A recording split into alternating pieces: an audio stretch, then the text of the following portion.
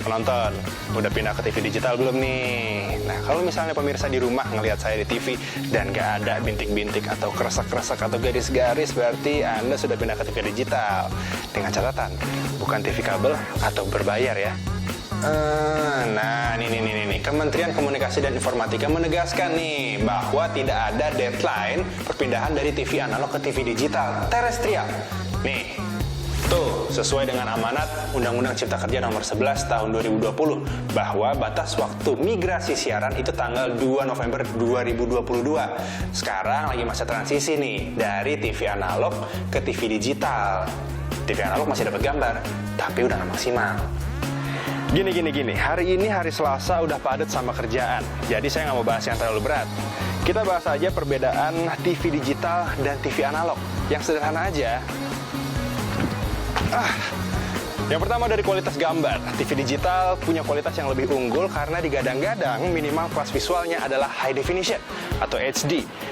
Detail begitu ceritanya, satu ya satu, bukan seolah-olah ngeliat jadi 11. Nah, kebalikannya nih, kalau misalnya TV pemirsa Kompas TV di rumah masih analog, bisa jadi harusnya angka 10 kelihatannya jadi 100. Ngebayang gitu maksudnya. Ya, gitu deh kalau misalnya antena UHF-nya nggak bener, jadi ada bintik-bintiknya. Lalu bagaimana dengan sinyal? Misalnya apakah ada gangguan suara? Konon TV digital mampu memproses lebih baik sinyal digital maupun analog. Sinyalnya nggak gampang terganggu. Nah, sedangkan pada TV analog ini penerimaan sinyal antena UHF-nya sangat terbatas, sehingga rentan mengalami noise atau suara bocor. Nggak jernih lah pokoknya, ada gangguan dan bahkan distorsi, atau ada yang kurang-kurang. Kopi dulu. Oke, gini nih. Perbedaan yang paling kasat mata adalah sekarang nih di era digital ini, apalagi kalau Anda yang mau beli TV sekarang sudah ada yang namanya Smart TV nih. Nah, bentuknya itu udah berbeda banget sama TV yang dulu yang klasik. Udah lebih tipis, simple, dan gak banyak pakan tempat. Berbeda dengan TV analog nih yang bentuknya konvensional. Ada kondenya, berat, terus makan banyak tempat. Kalau mau dipindah posisi, susah deh pokoknya. Lalu apalagi sih perbedaannya? Di TV digital, satu frekuensi itu bisa diisi menjadi 6 channel. Dan sekarang totalnya kalau tidak salah itu ada 6 frekuensi, jadi sekitar ada 72 channel. Nah, meskipun banyak, tapi jangan lupa tetap pilih Kompas TV ya sebagai acuan berita terpercaya Anda. Nah, berarti kalau misalnya Anda di TV analog, totalnya sekarang tuh ada sekitar 25 channel aja. Kalau misalnya Anda mau pindah nih dari channel yang satu ke channel yang lain, Anda harus ya geser-geser antena lah, intinya susah. Nah, yuk pindah TV digital, tapi jangan pindah dari Kompas TV tercinta. Saya Algin Fridianto bersama juru kamera Syahrudin. Bisnis Talk tak pernah setengah-setengah menjadi rujukan, membuat kebijakan, acuan dunia usaha, dan penentu kesejahteraan individu. Lanjut nonton.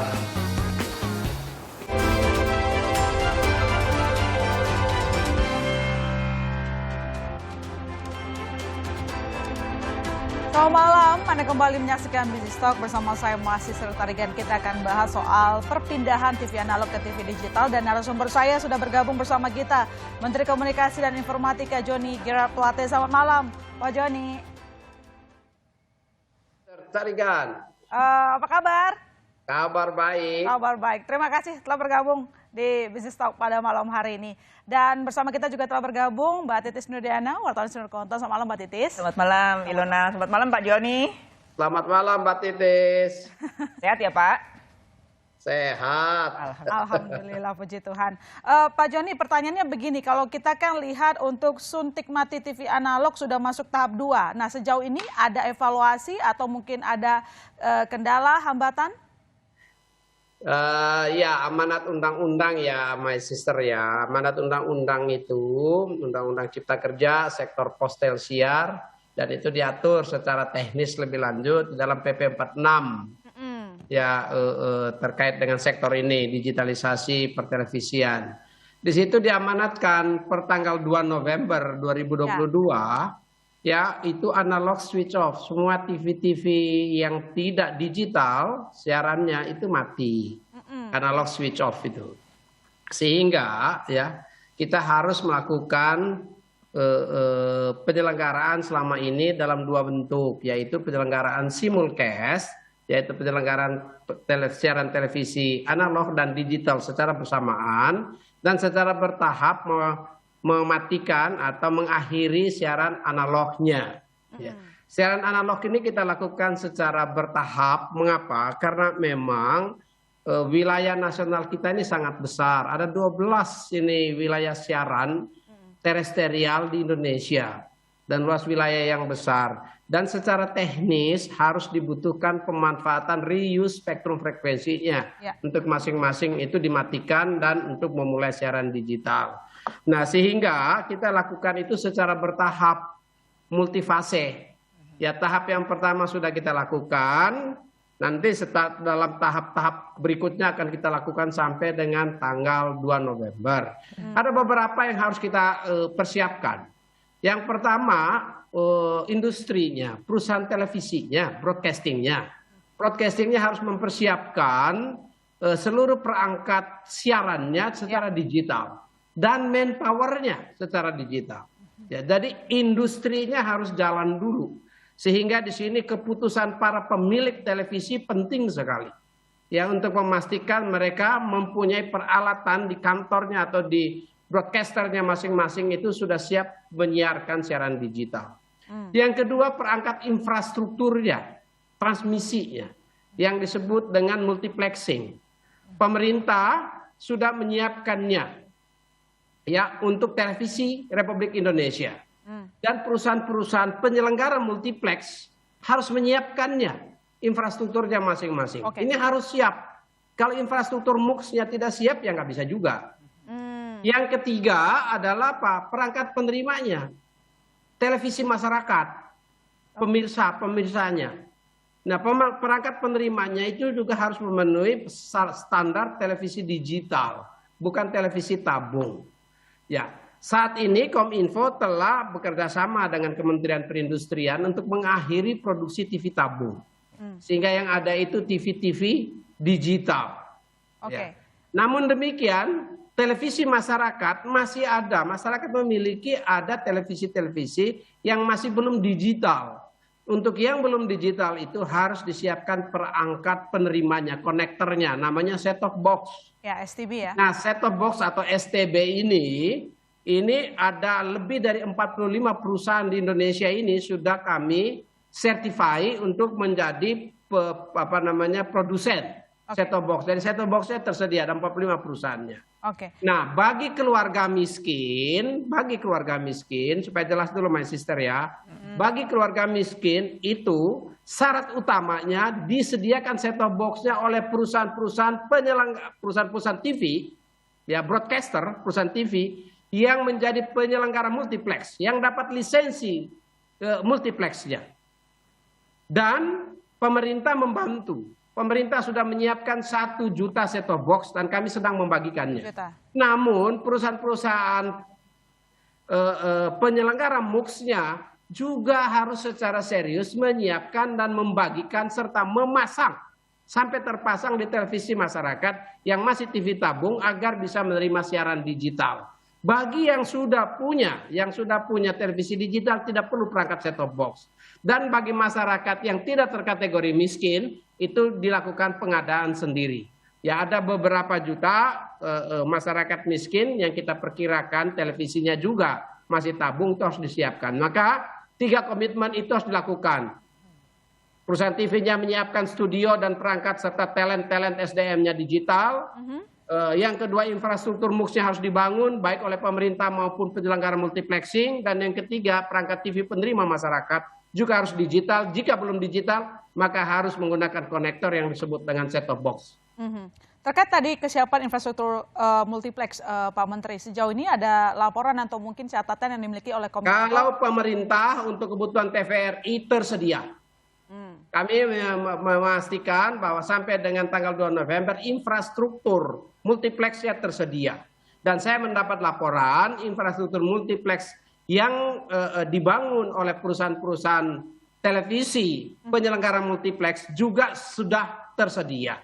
Jadi dari sisi infrastrukturnya mudah-mudahan Aman, tersedia ya? dan bisa kita lakukan analog switch off. Oke, artinya untuk tahap Namun 3 set berjalan top sesuai jadwal. box-nya yang harus dibagikan. TV masyarakatnya harus tersedia konektor atau STB-nya. Itu tadi untuk STB kan 1 juta ya Pak Menteri targetnya? Pemerintah 1 juta. Pemerintah 1 juta. Sisanya 5,6 jutanya oleh perusahaan-perusahaan TV swasta ini. Oke. Dan, Perusahaan-perusahaan swasta ini yang harus membagikan. Jadi nanti kalau TV masyarakat mati, karena set-top box-nya nggak ada, ya perusahaan-perusahaan TV ini yang harus bertanggung jawab. Ya ini omong terus terang aja, karena tidak ada diantaranya, tidak ada sulap-sulap di situ. Ini kepastian ada atau tidak ada, bukan diantaranya. Kalau tidak ada ya TV-nya mati. Kalau TV-nya mati, maka yang bertanggung jawab siapa? Penyelenggara MUX-nya, yaitu TV-TV yang diberikan lisensi untuk menjadi penyelenggara multiplexing. target pembagian STB itu selesai kapan Pak Menteri dari pemerintah 1 juta? Ya sebelum kita melakukan penutupan akhir. Saat ini kami sudah melakukan dan saat ini yang membagikan set-top box masih pemerintah dominannya. Tapi pemerintah hanya bisa menyediakan 1 juta. Sisanya ini industrinya, makanya saya dari awal sudah mengatakan ini bukan masalah dewan redaksi, bukan masalahnya wartawan, televisi, bukan. Bukan masalahnya host TV, bukan. Ini masalah pemilik TV, industrinya. Yang mau mengalokasikan dana untuk menyiapkan alat-alat ini atau tidak. Jadi kalau saya berbicara dengan dewan redaksi, berbicara dengan presenter, berbicara dengan TV host, maka nggak nyambung. Karena bukan mereka yang menyediakan barang ini. Pemilik TV-nya yang harus menyediakan. Manajemen dan pemilik TV. Nah saya tentu minta kerjasama dari penyelenggara multiplex, pemilik televisi, untuk secara aktif ya dan bersemangat gitu ya untuk memastikan menyediakan set-top box yang menjadi komitmen mereka, karena ini komitmen mereka secara tertulis, yang menjadi komitmen mereka untuk dibagikan dan dipasang di TV-TV tabung masyarakat atau TV-TV yang belum memenuhi standar DVB-T2 itu ya, sampai bisa menerima siaran digital. Karena nanti pada saat kami lakukan switch off, yang kami akhiri layanannya adalah layanan analog. Sedangkan layanan digitalnya saat ini kan simulcast, dua-duanya kita dilayani. Nanti pada saat layanan analog diakhiri, yang ada layanan digital. Dan di TV masyarakat yang bukan digital, siarannya mati, di situ akan ditulis harus menghubungi siapa. Tapi gini, itu Pak. Ditulis karena apa? Harus memasang set-top box di situ. Pak Menteri, karena tadi Anda mengatakan bahwa memang industri harus siap begitu, cuman pertanyaan saya begini, bagaimana juga bahwa regulator memastikan industri dari media tersebut juga siap? Katakanlah kemarin kalau kita lihat ada putusan Mahkamah Agung membatalkan pasal sewa slot multiplexing gitu. Ini kan juga jadi sebuah konsen. Itu bukan set-top box, itu multiplex. Ya, yang jangan dicampur aduk, jangan membuat pemirsa bingung. Ya jangan sampai masyarakat bingung. Set-top box itu tugasnya, komitmennya penyelenggara TV multiplex, yaitu TV-TV yang sudah mendapat lisensi MUX. Dan sudah komitmen itu tertulis. Ini yang kita minta untuk didistribusikan. Saya punya datanya, nanti tidak etis lagi kalau saya sebut di sini. Tapi saya minta komitmennya untuk kita lakukan. Pemerintah menyiapkan 1 juta dan kami distribusikan 1 juta itu tentu ya dengan banyak pertimbangannya. Dengan banyak pertimbangannya kami distribusikan itu. Agar secara perlahan kita bisa lakukan switch off analog atau akhir dari siaran analog. Ini sensitif, my sister. Ya karena apa? Pada saat nanti kalau TV masyarakatnya mati dan protes ke Kominfo, saya akan sampaikan di situ. Jangan datang ke Kominfo, datang ke pemilik TV. Tapi gini, Pak, mungkin bisa dielaborasi. Ini karena kamu tanya ya, saya ngomong terus terang, saya nggak mau abu-abu di sini. Oh iya, saya juga nanya kan makanya tadi soal, mungkin kalau misalnya Pak Menteri Masa itu tadi agak sedikit campur aduk STB dengan keputusan MA, nanti kita bisa bahas di lain di lain. Nah ini kali ini kan nggak ngomong itu, kalau ngomong itu lain saya punya pendekatan tadi. Tapi gini Pak, mungkin Anda bisa jelaskan kepada masyarakat apa urgensi kita untuk berpindah dari analog ke digital. Masyarakat tentu akan mendapat layanan digital yang lebih baik. yaitu siaran yang lebih jernih, suara yang lebih bersih, ya, dan lebih canggih. Itu masyarakat, dia mendapat multi channel, layarnya lebih bervariasi. Ya, itu masyarakat, ya. Tapi ini juga bukan hanya masyarakat, ini untuk industrinya itu sendiri, untuk televisinya sendiri. Mengapa perlu ke digital? Karena apa? Untuk agar televisi-televisi konvensional dan yang masih analog ini punya kemampuan di dalam persaingan pasar yang lebih memadai, konvergensi industri dengan the new media, dengan yang baru datang over the top. Kan ini masalahnya masalah bisnis, bukan masalah wartawan. Pada saat dimana terjadi migrasi belanja iklan ke the new media, maka caranya supaya konvergensi terjadi dan playing field yang lebih berimbang, salah satunya adalah dengan bermigrasi ke televisi digital, karena di situ multi platform, multi channel di situ. Sehingga punya kemampuan, industri punya kemampuan yang lebih baik di dalam menghadapi persaingan. Jadi sebetulnya digitalisasi pertelevisian ini adalah dalam rangka memberikan bantuan dan dukungan bagi televisi-televisi konvensional agar punya kemampuan yang lebih berimbang dan playing field yang lebih berimbang, ya, serta konvergensi hidup berdampingan yang bisa lebih memadai antara televisi konvensional dengan the new media over the top. Oke, kita lanjutkan nanti lagi Pak Menteri di segmen berikutnya. Jangan kemana-mana saudara, kami masih akan segera kembali.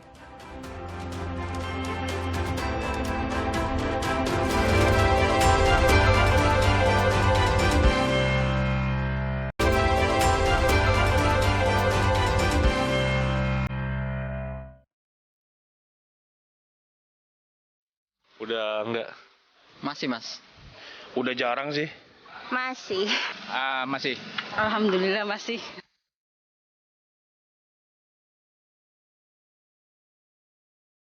Sekarang lebih efisien kalau lewat HP nonton YouTube atau semacamnya. Karena sekarang udah kebanyakan main handphone sama tab.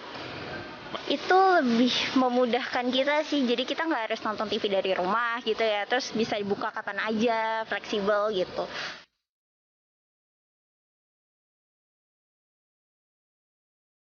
Rasanya karena kita mengikuti zaman. Sekarang udah zamannya digital dan analog pun info-infonya atau isunya udah mau ditutup. Yang digital misalnya. Ya. Lebih bening. Oke.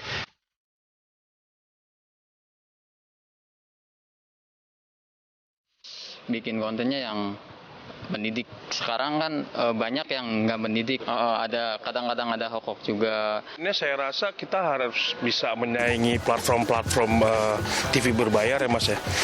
Dari acara juga harus ditingkatin kualitasnya karena penonton yang berpendidikan itu lebih senang acara-acara yang juga nggak cuma acara-acara sinetron. Anda kembali menyaksikan Business Talk, masih bersama kita Menkominfo Pak Joni Plate. Pak, ini pertanyaan terakhir dari kami, kira-kira bagaimana dengan target kita nanti untuk mematikan TV analog sampai tahap akhir ya di 2 November nanti, apakah akan berjalan sesuai rencana atau mungkin masih akan ada koreksi ataupun evaluasi? Jadi begini my sister, kalau 2 November itu kan amanat undang-undang. Kalau amanat undang-undang, tugas pemerintah yang melaksanakan undang-undang. Nanti kalau tidak dilaksanakan, disalahkan lagi pemerintah. Ya kan begitu. Kita akan laksanakan undang-undang. Namun demikian, tentu kita akan memperhatikan bagaimana menyelenggarakan ini dengan sebaik-baiknya, agar dampaknya minimal. Karena apa?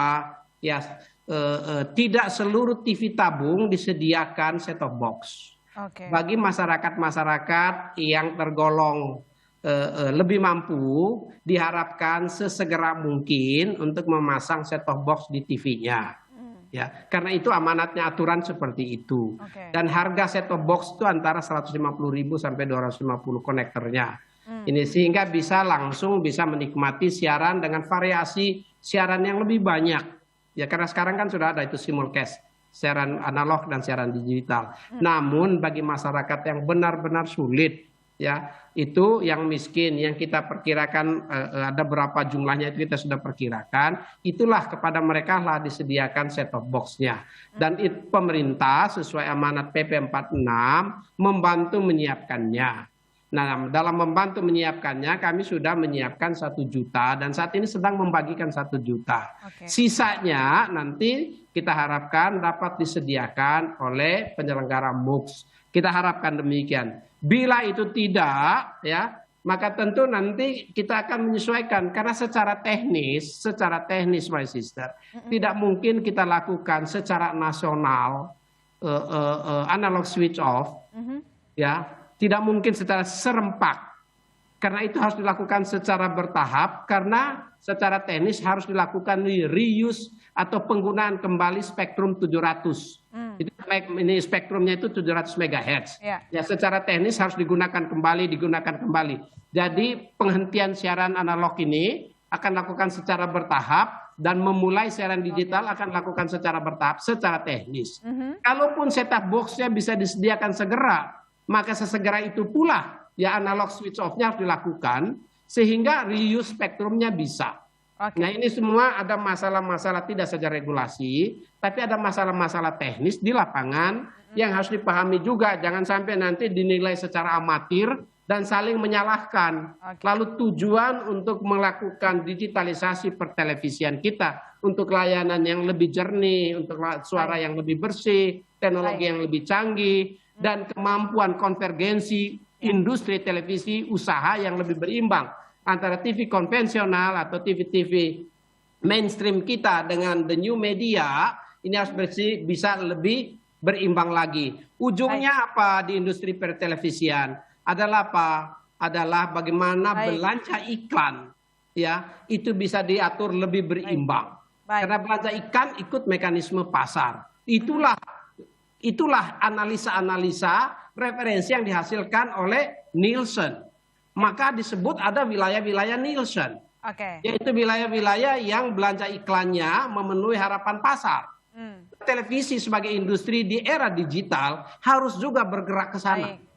Ya, jika tidak, maka tentu kita punya kendala di industrinya. Nah, kalau industrinya terkendala, tentu ya jurnalisnya, medianya, semuanya terkendala. Kita ingin jaga itu. Karena ada misi besar dari pertelevisian nasional kita sebagai agent of change, ya, dan ya sebagai fondasi ya utama, salah satu pilar daripada demokratisasi yang sedang berjalan di Indonesia dengan sangat baik saat ini. Baik, kita harapkan nanti untuk digitalisasi dapat berlangsung dengan lancar, baik itu sesuai aturan dan juga secara teknis lapangan. Terima kasih Pak Menteri telah bergabung bersama kami. Sehat-sehat selalu.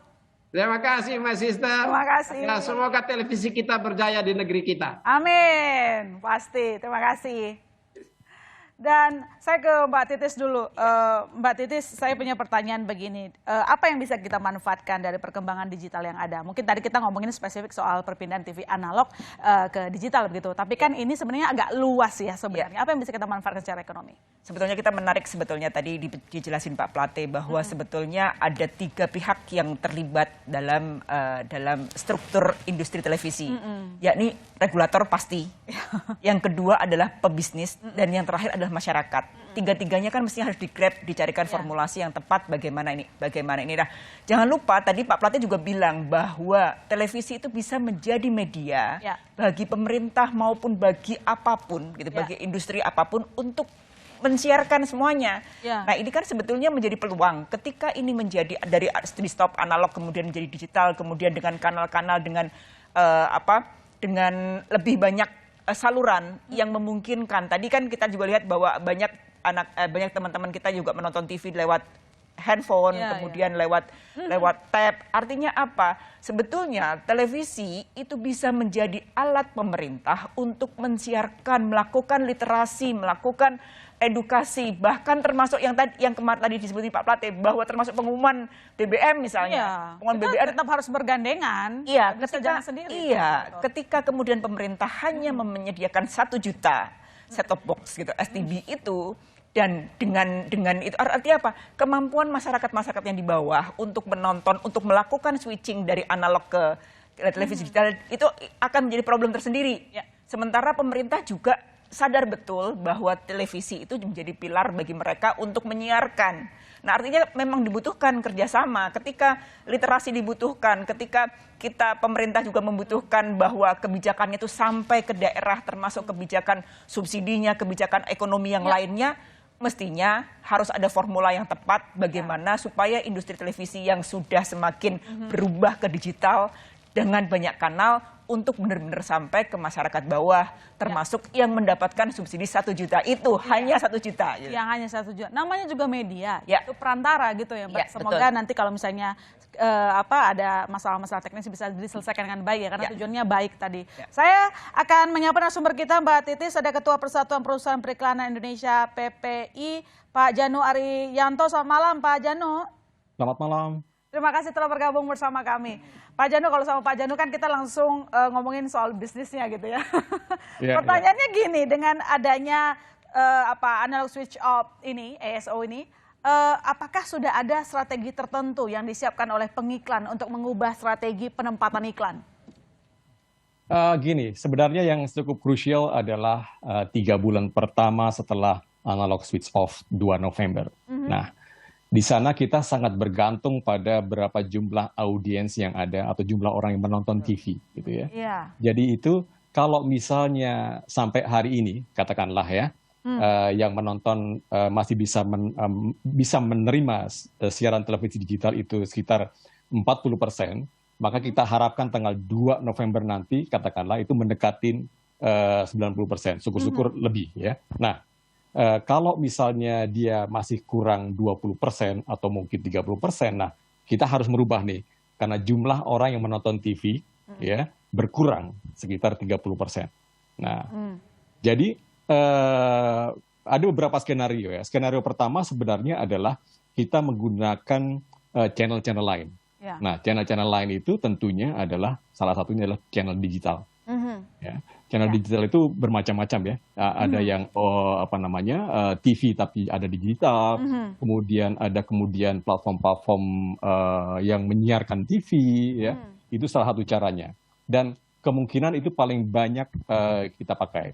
Oke. Ya. Nah, yang persoalannya adalah nantinya yang level menengah bawah ya, TV yang menengah bawah katakanlah kalau misalnya set-top box belum sampai yang di menengah bawah atau rakyat miskin, maka memang belum tentu mereka bisa menikmati digital karena katakanlah mereka juga belum banyak yang kemudian merata lah ya, kemudian mereka bisa mengakses internet secara lebih murah gitu.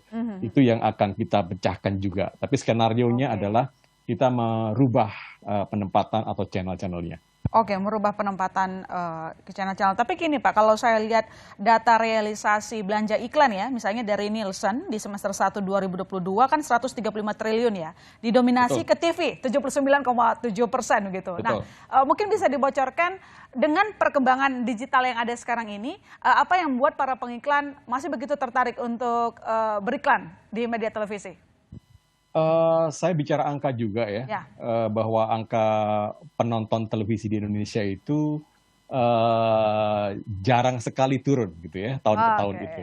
Jadi dia tetap aja di level di atas 80%, bahkan 85, 87 dan sebagainya. Nah itu berarti kan sebenarnya TV ini media yang paling mainstream, yang dilihat oleh semua orang.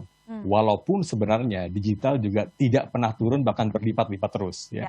Jadi orang tetap menikmati TV, di waktu yang sama sebenarnya mereka tetap menaikkan ya konsumsi ke media digitalnya. Nah ini yang menarik. Jadi memang proyek TV digital ini sangat penting, sangat krusial dan harus kita dukung bersama-sama agar tanggal 2 November itu kemudian kita siap, ya, lebih siap dan lebih banyak orang yang memasang set-top box dan kemudian menikmati televisi digital dan dunia usaha ya tidak terganggu dengan katakanlah adanya pengurangan jumlah audiens karena tidak memasang set-top box itu.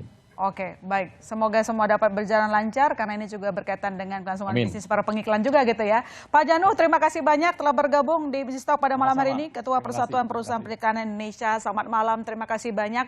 Dan Mbak Titis Nurdiana, wartawan Sudut Konten, terima kasih atas pandangan redaksionalnya. Dan berikutnya saudara, kita akan lanjutkan dialog kita. Kali ini kita akan bicara soal adopsi digital dan juga resiliensi bisnis media. Sesaat lagi.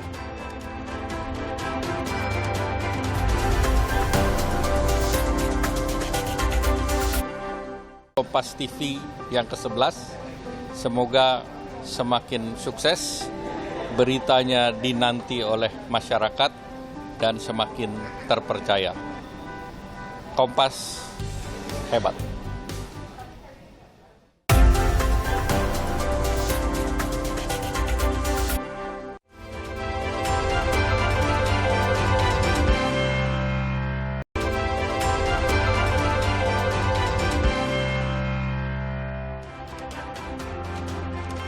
Anda kembali di Bisnis Talk dan untuk di segmen ketiga saya sudah kehadiran narasumber Ibu Cincin Go, Technology and Country Leader IBM Indonesia. Selamat malam, Bu Cincin. Selamat malam. Terima kasih telah bergabung bersama Kompas TV pada malam hari ini. Ini kita masih ngomongin soal teknologi tentu saja karena narsumnya udah IBM yang datang ke studio gitu. Pertanyaan saya begini, bagaimana IBM melihat perjalanan transformasi digital di Indonesia sejauh ini? Apalagi kalau kita lihat setelah pandemi ya, itu adopsi digital berdasarkan data itu meningkat terus. Di Indonesia bahkan belanja di ASEAN paling gede loh. Iya, Ya, betul. sih? Jadi kan memang kita lihat sendiri ya dalam masa pandemi itu sangat mengakselerasi perjalanan digital transformasi. Bahkan kalau kita lihat kita sendiri aja selama pandemi kita banyak menggunakan aplikasi dalam melakukan kegiatan kita sehari-hari. Dan bahkan kita lihat juga banyak perusahaan e-commerce menjalankan usahanya, kemudian bagaimana mereka mengattract consumer ya untuk bisa melakukan bisnisnya tanpa adanya interupsi seperti tadi. Ya, Karena walaupun dengan adanya pandemi bisnis tetap harus berjalan. Ya. Dan ini sebenarnya seiring dengan kita lihat di dalam dunia teknologi. Kalau dulu kan teknologi itu apalagi namanya teknologi informasi. Selalu dibilangnya adalah operational cost ya kan. Yeah. Tapi sekarang ini bagaimana suatu teknologi informasi itu dalam suatu bisnis unit IT bisa membantu kebutuhan user ya untuk segera mengakselerasi bisnis performance dan bagaimana mereka dilihat untuk bisa membantu bisnis itu supaya bisa tetap growing juga. Membantu bahkan juga mungkin bentuk resiliensi ya. Betul, adaptasi, lebih agile dan juga bagaimana mereka melihat teknologi sebagai kondisi yang sebenarnya harus dimiliki oleh suatu perusahaan. Oke, meskipun tadi kita sudah diskusi bahwa yang namanya adopsi digital di Indonesia terus naik begitu, belanjanya lebih paling besar se-Asia Pasifik. Tapi pertanyaannya adalah apa peluang dan juga tantangannya kita untuk go di digital di Indonesia? Jadi kan Indonesia kita tahu ya penduduknya paling banyak di dunia. Kemudian Indonesia juga masuk ke dalam peringkat pengguna internet peringkat keempat ya. Ya, peringkat keempat padahal infrastruktur belum merata, tapi udah jadi pengguna internet. Iya nggak sih? Ya, jadi itu merupakan satu peluang yang kita lihat untuk bisa mengakselerasi bagaimana terjadinya digital economy yang mungkin banyak disebut sebagai digital economy powerhouse ya. Tapi di satu sisi kita juga melihat bahwa adanya pertumbuhan digital economy ini juga memicu pertumbuhan ekonomi secara akselerasi lebih cepat. Ya. Nah, tantangannya juga ada gitu di luar dari di mana kita mengakselerasi digital transformation. Tantangan yang paling besar itu adalah bagaimana kita melihat dari kesiapan sumber daya manusia. SDM ya, Betul. talenta digital yang masih kurang di Indonesia. Ya, karena kan kita dengar sendiri ya dari dari Menteri Pak Erlangga sendiri mengatakan di tahun 2030 Indonesia itu membutuhkan 9 juta talenta digital. Itu jumlah yang tidak sedikit ya. Sehingga mungkin harus dimulai dari SDM-nya seperti apa, kesiapannya seperti apa. Dan di sini IBM juga menyiapkan program sebenarnya untuk membantu program pemerintah tentunya. Karena itu kan mempersiapkan bagaimana supaya talenta digital itu istilahnya kayak siap pakai ya dalam lapangan usaha pekerjaan ataupun membantu perusahaan untuk melakukan pertumbuhan. Dan di IBM sendiri kita ada program yang namanya Skill Build. Skill Build itu jadi kita menyediakan semacam area kursus ya buat orang-orang yang mungkin bisa mengakses materinya secara gratis. Dan itu jumlahnya cukup banyak sih, hampir mulai dari cyber security, kemudian AI, bahkan sampai 1000 kurikulum yang bisa diakses secara gratis. Oh, itu biasanya kerjasama bentuk individu atau kerjasama dengan swasta dan juga pemerintah? Dua-duanya bisa. Jadi itu memang program yang cukup terbuka untuk bisa kita berpartisipasi di mana aja dari sisi pemerintahan. Karena tujuannya sebenarnya untuk membantu bagaimana mengakselerasi pemberdayaan sumber daya manusia sih. Tapi itu topiknya adalah topik yang cukup relevan saat ini. Gimana kita banyak membahas mengenai cyber security, kemudian artificial intelligence, cloud computing ataupun hybrid cloud. Dan itu nantinya akan menjadi tren ya, karena itu semua yang akan dibutuhkan pada saat kita membangun suatu infrastruktur yang sifatnya bagaimana kita mengakselerasi digital transformasi tadi. Oke, kalau SDM-nya udah ready, teknologinya udah ada begitu. Nah, bagaimana lantas ya kalau berdasarkan data kan cloud, artificial intelligence yang paling banyak diadopsi gitu. Betul. Nah, ini bagaimana dia dapat meningkatkan kinerja dari perusahaan kalau saya masuk ke ranah industri? Nah, sebenarnya dari surveinya IBM juga sebenarnya mengatakan bahwa lebih dari 40% ya, itu banyak sekali perusahaan melihat bahwa pengadopsian artificial intelligence itu memang sangat relevansinya cukup tinggi dalam bagaimana perusahaan itu melakukan transformasi. Dan kemudian kita lihat juga bagaimana suatu hybrid cloud itu untuk bisa membantu suatu perusahaan dalam melakukan, karena kan tidak semua perusahaan bisa mengadopsi artinya dalam arti satu cloud. Mereka harus melihat relevansi bagaimana mereka pada saat membangun hybrid cloud itu terjadi pemilihan antara cloud satu dengan cloud yang lain. Dan tentunya dari sisi IBM kita memberikan fleksibilitas dan juga agility untuk bisa berpindah dari satu dengan yang lain tanpa adanya gangguan bisnis terhadap mereka ini. Oke, berarti ada pilihannya cukup bebas ya, leluasa. Ya, betul. Berarti ongkosnya juga lebih murah sih. Oke, pertanyaan saya berikutnya, gimana juga, ini kan tadi udah ngomongin soal private sector gitu. Bagaimana dengan pemerintahan begitu untuk memanfaatkan inovasi teknologi ini? Dari sisi pemerintahan kita juga beberapa ada bekerja sama ya. Contohnya mungkin salah satu use case dan salah satu win story kita adalah bagaimana kita membangun membantu Direktorat Bea dan Cukai untuk menggunakan aplikasi dan juga yang sifatnya seperti namanya TradeLens. TradeLens itu adalah aplikasi yang digunakan oleh Direktorat Jenderal Bea Cukai, tapi berbasis blockchain. Membantu mereka untuk mengatur keluar masuknya kontainer. Sehingga banyak sekali usaha-usaha dari para IT di dalam Bea Cukai itu bisa dipakai untuk melihat sisi bisnis yang lainnya. Karena dari adaptasi terhadap TradeLens ini yang berbasis blockchain itu sebenarnya bisa memberikan cukup semacam usaha agar transparansinya lebih jelas, tapi di satu sisi juga memberikan ketersediaan data di mana si Bea Cukai ini bisa melihat pengaturan daripada kontainer yang masuk dan keluar tadi. Oke, baik. Tapi gini, pertanyaan saya berikutnya adalah bagaimana mungkin strategi IBM dalam berkolaborasi dengan para pelaku bisnis untuk membentuk ekosistem yang matang? Itu merupakan topik yang sangat penting sebenarnya buat IBM karena dari sisi IBM kita sangat fokus dari mulai kita bekerja dengan user, terutama karena kita tahu sendiri bahwa bagaimana kita harus merespon terhadap kebutuhan klien, terutama di masa pandemi seperti sekarang. Tapi tidak menutup kemungkinan di mana kita juga harus membangun ekosistem dari para bisnis partner kita, karena mereka banyak sekali mendeliver dan juga membahas mengenai solusi-solusi yang sangat mungkin berhubungan erat ya dengan kebutuhan klien tersebut. Karena pada saat kita bicara mengenai satu ekosistem, yang dilihat di sini adalah bagaimana solusi dari partner ekosistem itu bisa kita bangun untuk sangat relevansi dengan si kebutuhan klien tersebut sih. Jadi itu one of the biggest fokus dari sisi IBM bagaimana kita membangun ekosistem terhadap partner tersebut. Oke, artinya kalau berkolaborasi dengan bisnis partner menjadi sangat penting begitu dan itu akan menunjang bisnis mereka? Betul, karena kita sendiri juga punya use case ya, di mana kita juga membantu Astra Daihatsu Motor, di mana mereka menggunakan aplikasi software dari sisi IBM untuk enterprise asset management, membantu mereka untuk melakukan produktivitas dari sisi produksi ya, meningkatkan produksinya gitu.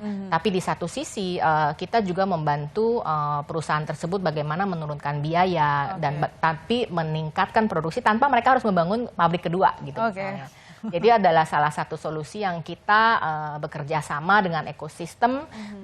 Dalam hal ini adalah PT Talian sebagai ekosistem partner kita yang bekerja sama dengan Astra Daihatsu Motor membangun suatu solusi yang tentunya sangat berguna buat mereka. Lebih efisien ya, lebih tepatnya kalau betul, lebih efisien, tapi di satu sisi bisa ningkatin produksi tanpa harus bangun pabrik. Gitu. Menghindari biaya-biaya tidak terduga di depan gitu. Betul. Oke, pertanyaan terakhir saya, ini kan nanti akan ada acara IBM Solution Summit ya, digelar bulan September ini. Betul. Ini boleh dibocorin lebih lanjut acaranya?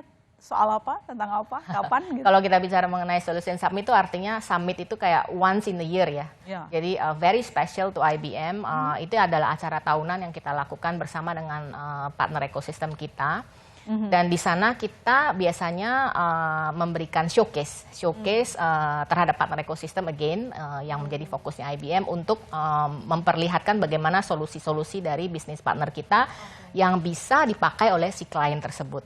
Jadi it's upcoming on the 8 September di Ritz-Carlton Pacific Place, dan kita bahkan ada showcase sampai mungkin lebih dari 16 solution yang kita bekerja sama dengan partner-partnernya IBM. Oke, berarti di sana nanti juga dijelaskan teknologi yang dimiliki oleh IBM, lalu kemudian mungkin disosialisasikan penggunaannya. Betul. Begitu kepada para bukan cuma sosialisasikan, bahkan bisa melihat langsung gitu kan, karena ada showcase-nya tadi. Diundang langsung tuh saudara, silakan datang besok.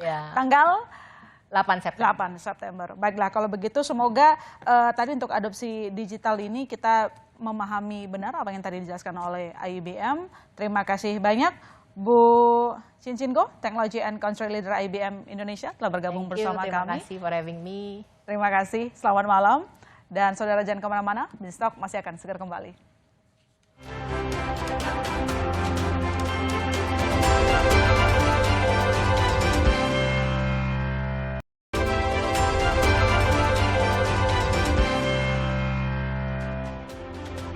Ya saudara, per 2 November nanti kita akan meninggalkan TV analog dan semoga Anda bersiap untuk menyambut TV digital. Dan saudara, saya ingatkan 11 tahun sudah Kompas TV menjadi bagian dari perjalanan bangsa ini. Dan sebagai wujud rasa syukur serta terima kasih atas kepercayaan Anda. Kompas TV akan menghadirkan perayaan puncak HUT ke-11 pada 9 September 2022 pukul 20 bertajuk Satu Indonesia. Acara akan dikemas spesial dan unik, memadukan nafas TV berita dengan sajian entertainment dari sejumlah penampil terbaik negeri ini. Jangan lewatkan 3 hari lagi hanya di Kompas TV. Dengan demikian saya masih Sertarigan undur diri. Sampai jumpa di Business Talk minggu depan.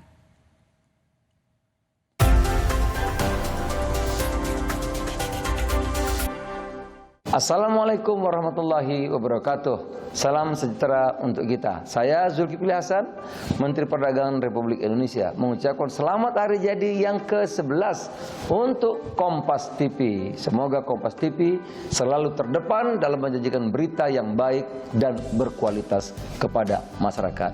Saksikan selalu Kompas TV, independen, terpercaya.